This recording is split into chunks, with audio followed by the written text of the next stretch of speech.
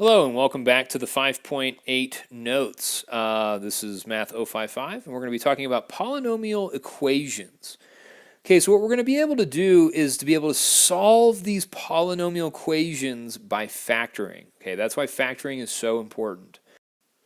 So what we're going to do is we're going to set these polynomials equal to 0. Okay, and a polynomial equation of degree 2, meaning the exponent is 2, is known as a quadratic equation. Okay, so to solve a polynomial equation, we write the equation in standard form. And that means that all of the values of the polynomial are on one side and 0 is on the right. Okay, and this goes in ascending order. So x squared, x, and then your constant.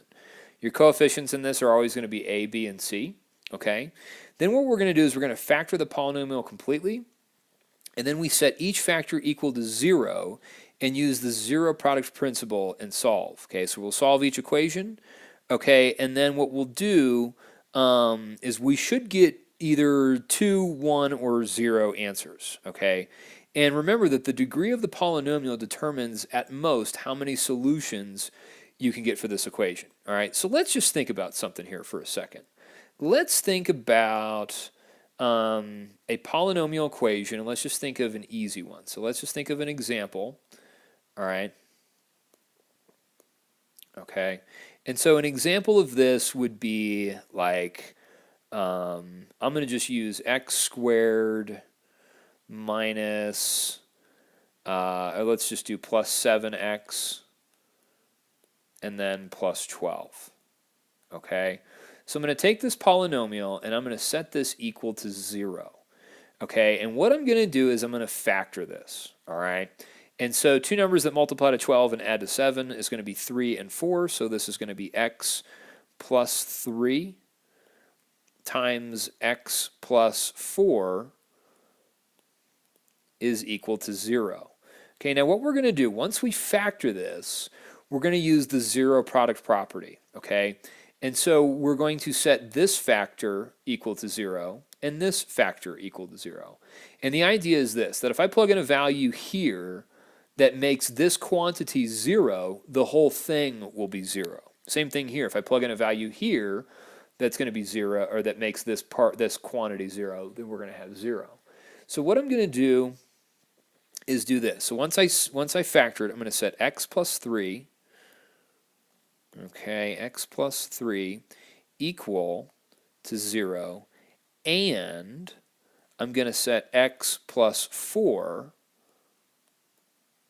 equal to 0. All right, and what I'm going to do is I'm going to solve this for x. I'm going to subtract by 3 on both sides, so subtract by 3, and I get that x is equal to negative 3. All right, that's one solution. Now the other solution is this. Okay, if I subtract this equation by 4, subtract this side by 4, then I'm going to get that x is going to equal negative 4. Now, let me show you guys graphically what's going on here. Okay, I'm going to graph this equation, and I'm going to graph this equation, and I'm going to paste it into this doc so you guys can see it. Okay, so I've graphed this equation, and what I get is this thing called a parabola. Okay, we call it a quadratic equation. We get a parabola out of this, and what I'm looking for, when we set this equal to 0, I'm looking for where does the graph cross the x-axis. And I want you to notice that it crosses at negative 4, 0, so at this point negative 4, and this point negative 3. Now algebraically, those are the answers that we got. But there is a way to check yourself by graphing this. Okay, I use a program called Desmos. Go to desmos.com and it'll just automatically put it in there for you. Okay, so first things first, let's go through these 4 questions here, or these 5 questions. And then what we're going to do is solve them. Okay, so the first things first, what I want to do is I want to take this equation and I want to get all my values on one side and get 0 on the other. Okay, so what I'm going to do is I'm going to subtract 4x from both sides. Okay, and add 4. Okay, do that to the right side, and I'm going to do it to the left side. Now, none of these can be combined because they're not like terms, but, all right, here's what we get. We're going to get x squared minus 4x plus 4. And that's going to be equal to 0. So now I want to factor this, okay? Because my leading coefficient is 1, I simply just ask the question, what two numbers multiply to 4 but add to negative 4? And that's going to be negative 2 and negative 2. Now look what I get here. I'm going to get x minus 2 times x minus 2, and I'm going to set that equal to 0. Okay, now if I set x minus 2 equal to 0, okay, that's going to give me this, and set x minus 2 equal to 0. Notice how we have the same thing. So we're going to get the same answer here, but if I add 2 to both sides, okay, so add 2 here, add 2 here, then what I'm going to get as a result is that x is going to equal 2. Okay, and that's that. Okay, over here I'm going to add 2 to both sides, okay, and add 2 to both sides. Now the weird thing is that I'm getting the same thing for both. I'm getting that x is equal to 2. All right, now let me graph this in our into Desmos, and let's see what we get as a result. Okay, so what I want you guys to notice here is that since I got the same answer here, this graph only crosses the x-axis at its very minimum value. Okay, we call this the vertex of the parabola. All right, and so because we get the same value, it's only going to cross at one point. Okay, and that's one way that you can tell, all right, when that happens.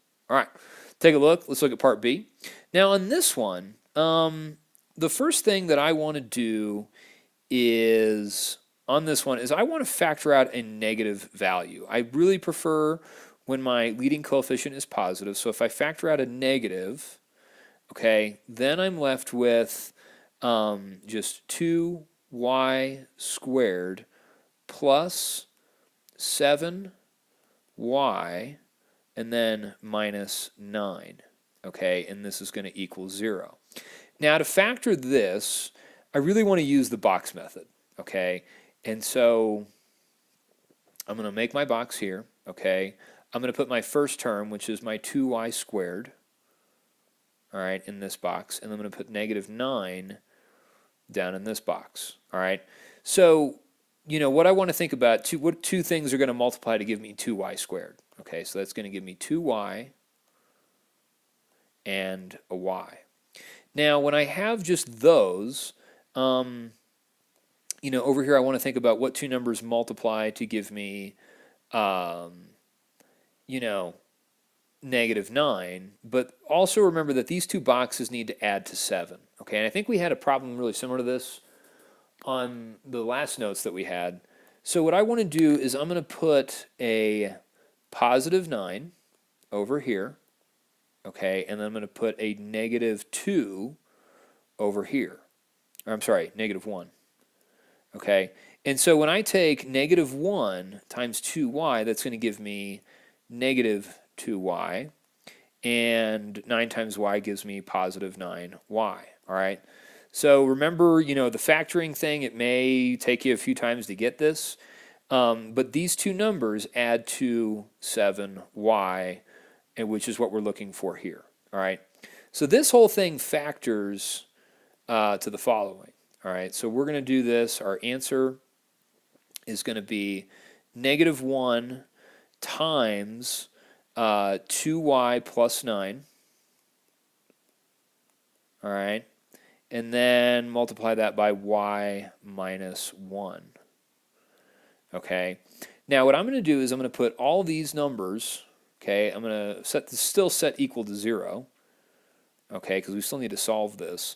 And so up over here, okay, I'm just going to set the factors 2y plus 9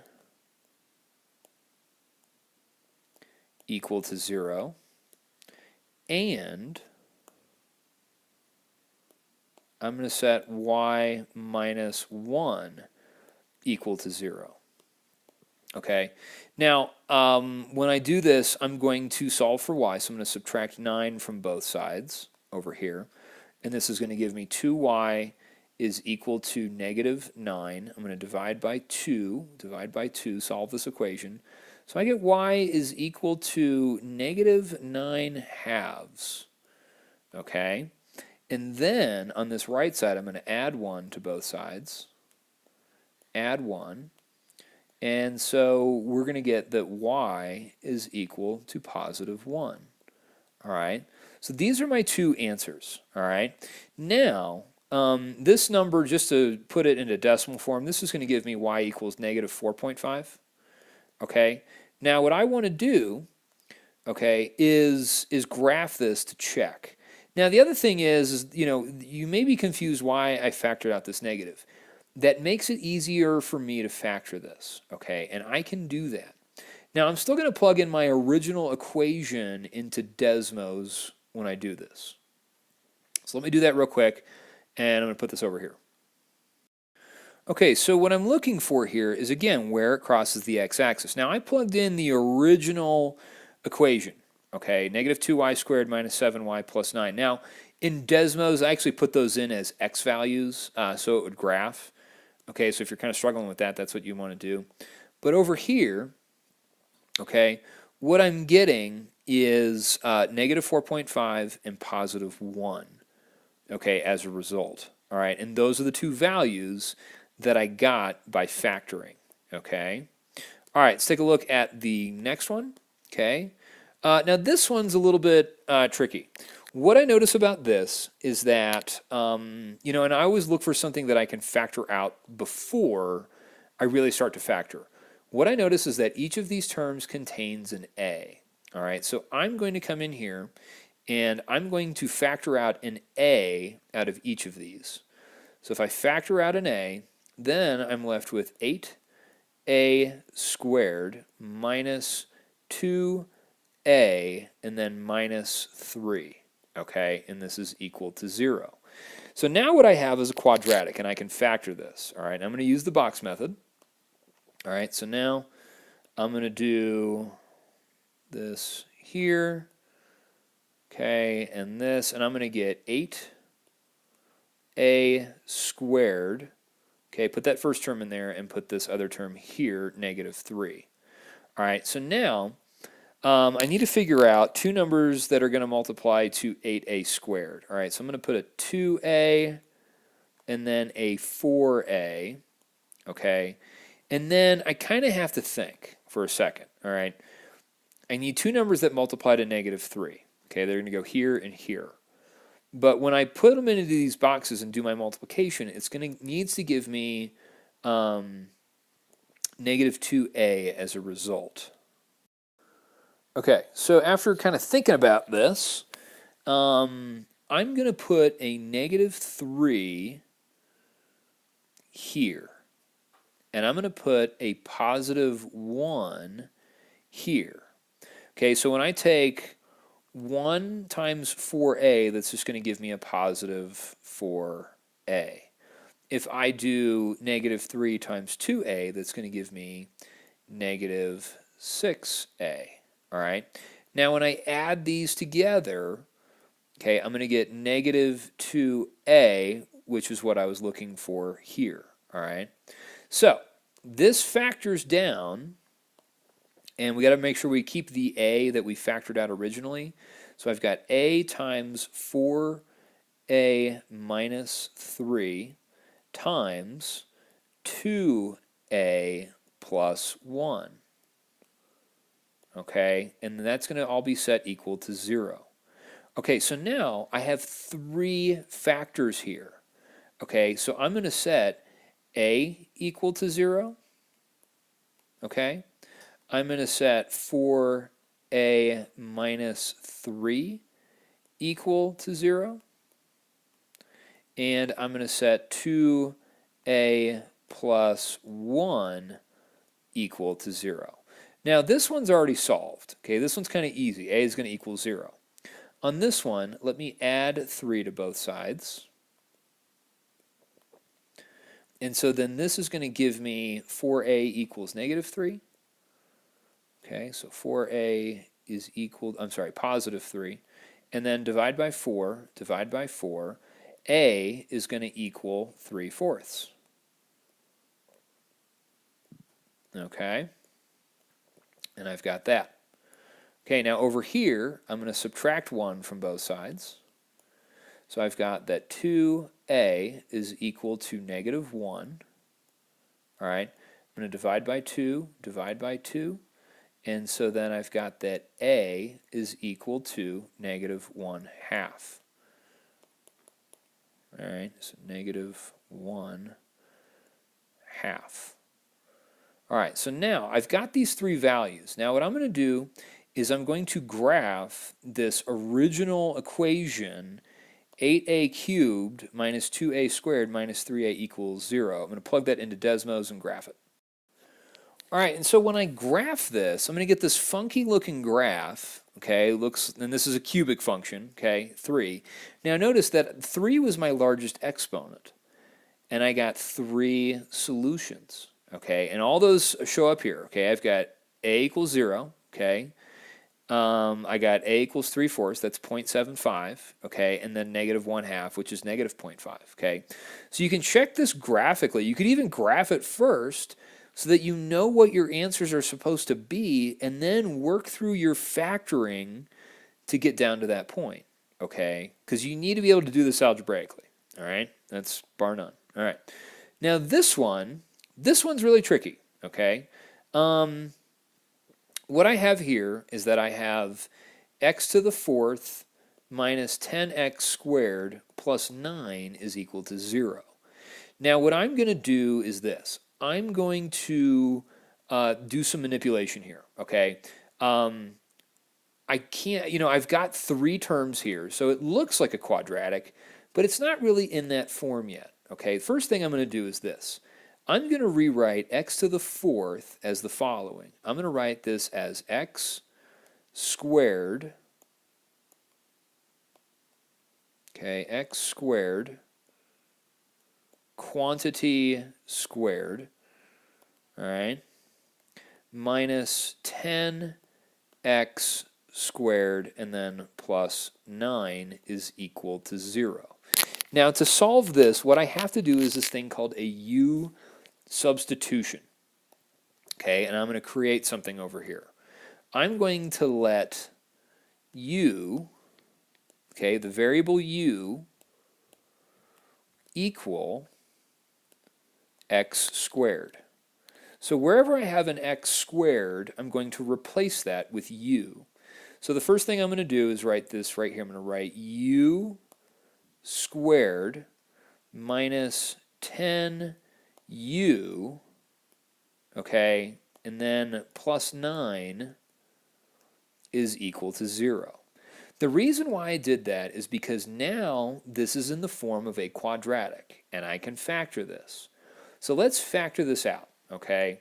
And so we're going to use our value for u, okay? And so I'm going to get the quantity, and let's just think about this first, okay? 2 numbers that multiply to 9 but add to -10. All right, and what those are going to give me is that's going to give me -1 and -9. So I'm going to do u, okay, minus 1 times u minus 9, okay? And I'm just going to set that still equal to 0. Okay, now here's the crazy part, all right? I'm going to sub x squared back in for u, okay? So now all of a sudden, okay, I'm gonna go back and replace u with x squared, okay? So when I do that, I'm going to get this. I'm going to get the quantity x squared minus 1, okay? And then this factors out to x squared minus 9. Okay, now what you need to see here is that both of these are differences of squares, okay? And so now what I have, this is going to give me x plus 1, all right, times x minus 1.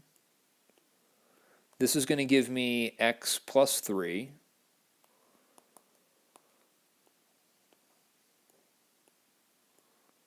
times x minus 3. and that's going to equal 0. So now what I have is I need to set all 4 of these factors equal to 0. So I've got x plus 1 equals 0. I've got x minus 1 equals 0. I've got x plus 3 is equal to 0. And I've got x minus 3 equal to 0. All right? So here, I'm going to subtract 1 from both sides.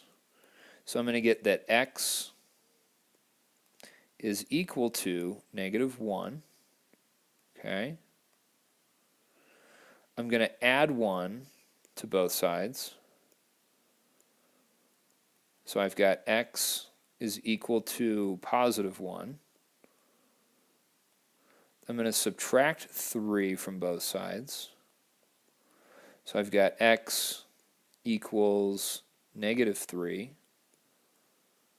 And here I'm going to add 3 to both sides. So I've got that x is equal to positive 3.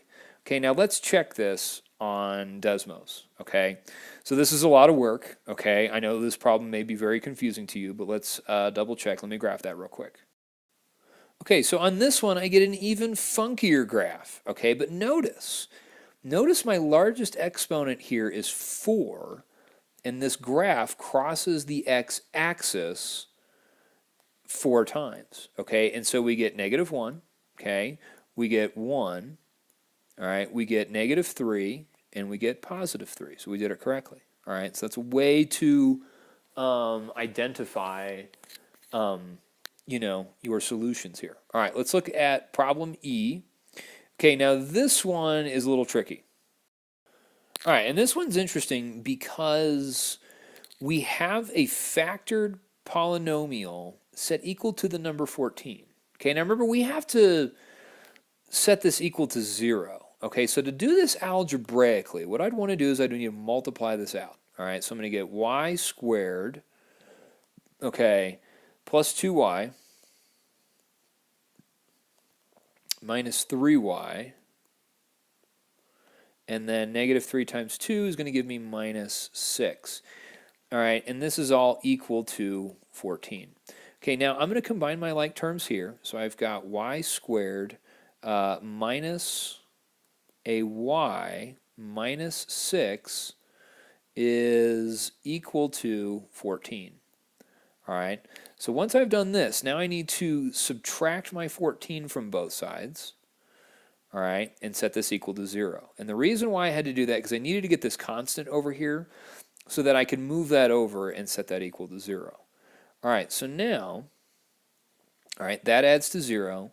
We are then left with 0 on the right side. Okay, negative 6 minus 14 is going to give me negative 20 here.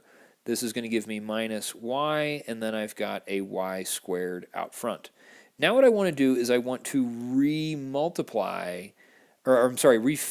this to get this factored. Okay, so two numbers that multiply to negative 20 but add to negative 1 is going to give me negative 5 and 4. So I'm going to write this as y minus 5 times y plus 4. All right, and I'm going to set that equal to 0. All right, so then I've got y minus 5, set that factor equal to 0. All right, and then I'm going to set y plus 4 equal to 0. All right, so then if I solve each of these equations, add 5 to both sides, okay, I'm going to get that y is equal to positive 5. All right, here. And then y plus 4 equals 0. I'm going to subtract 4 from both sides. Okay, and I'm going to get that y is equal to negative 4. All right, so let me graph this. Now, when I graph this, I'm going to graph this equation here. Okay, and I'm going to do that on the Let me do that here real quick. Hold on. Okay, and once we check, we do get -4 and +5 as my x-intercepts. Okay. Okay, now on this last one, it's asking us to find the domain of the given function f and write your answer in interval notation. So remember what we have here. We want to, when we're finding domains of rational functions, we want to see what here is going to make my denominator 0. Okay, so I'm going to set my denominator, which is going to be 3x minus 15x squared. So I'm going to do 3x minus 15x squared equal to 0. All right, and so when I'm solving this, what I want to do is I want to factor out an x. Okay, that's the first thing that I can do. So if I factor out an x, and actually let's not just factor out an x, let's factor out a 3x. Okay, and then we're left with 1 minus 5x. Okay, and set that equal to 0. So once we do that, we set this factor, 3x, equal to 0. Okay, and we set 1 minus 5x equal to 0. Now if I'm solving this, I'm going to divide both sides by 3, both sides by 3. I get that x is equal to 0. All right? So x equals 0. Okay? Over here, to solve this, I'm going to add 5x to both sides. So add 5x, and so we're going to get that 1 is equal to 5x.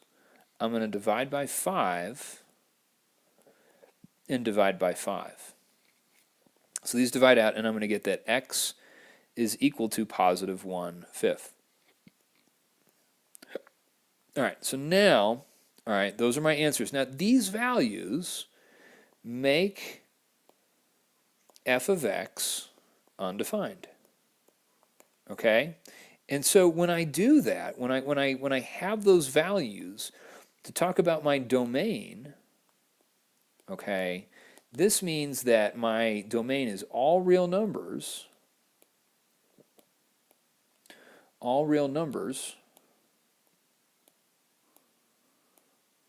except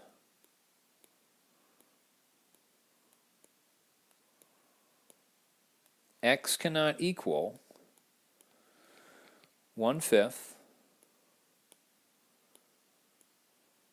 okay, or 0, okay? And that's the idea about this domain. Now, if we want to do this in interval notation, then I would write this as negative infinity, okay, to 0, all right, union that with from 0 to 1/5, okay, union that with 1/5 to positive infinity.